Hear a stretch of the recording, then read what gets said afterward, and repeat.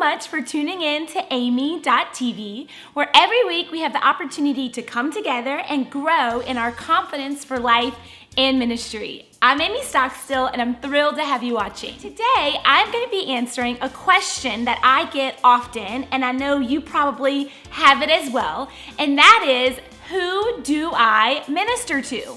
You maybe say, okay, I know that I can minister, I know that God's called me to, but I don't even know where to start. I don't know who to focus on. So today, I'm gonna bring some clarity to that question for you. All right, guys, before we get into specifically honing in on who you are called to minister to, we are gonna quickly go over 4 people that you should never minister to. That's right, I said 4 people that you should never minister to.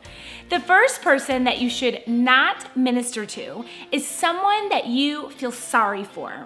And this is because pity is just an emotion. It comes from self. It doesn't come from heaven. And as fast as pity comes, it also can go. I love the quote by Stanley Kubrick that says, "It is a mistake to confuse pity with love." That's because pity is just an emotion, and we don't minister to people based off an emotion. The second person that you should never minister to is someone that you think that you can fix. We as people can't fix anyone. We can't solve anyone's problems. We can't change anyone. Only Jesus can do that.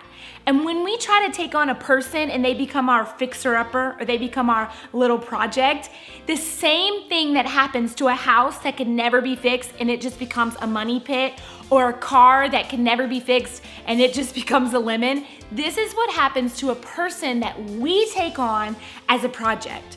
That person becomes attached to us.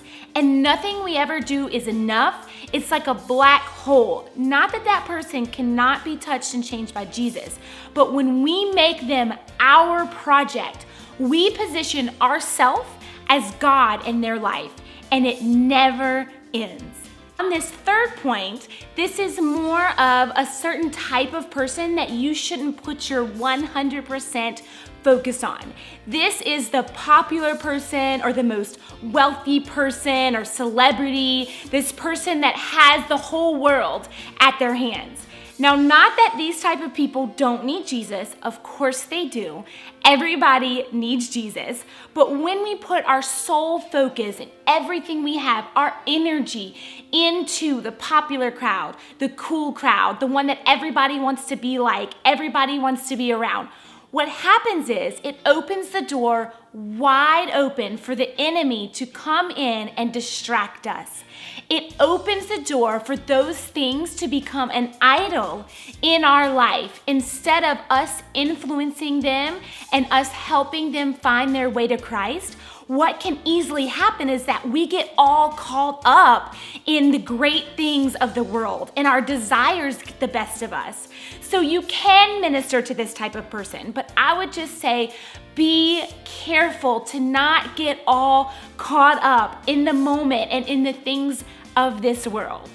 And the fourth person that you should avoid ministering to is someone that you maybe feel like you got a hunch or you got a feeling like they could help you in some kind of way. Maybe you think, well, if I'm around them and I reach out to them, if I get in good with them, they can help me grow my business. Or they can help me climb the social ladder and teach me how to network because they're so great at it. Or they maybe could get me the job that I've always wanted because they know people. When we minister to people, when we reach out to people for our own personal gain, first of all, it's not Jesus.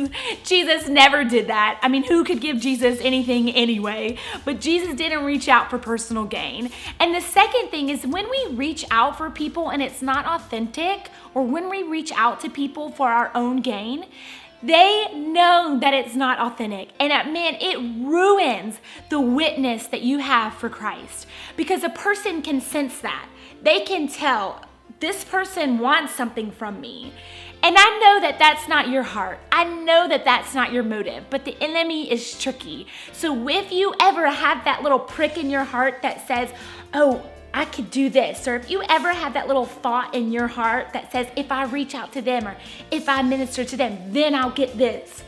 Just know that the Holy Spirit can lead you to someone who could never repay you. And that is beautiful in the eyes of the Lord.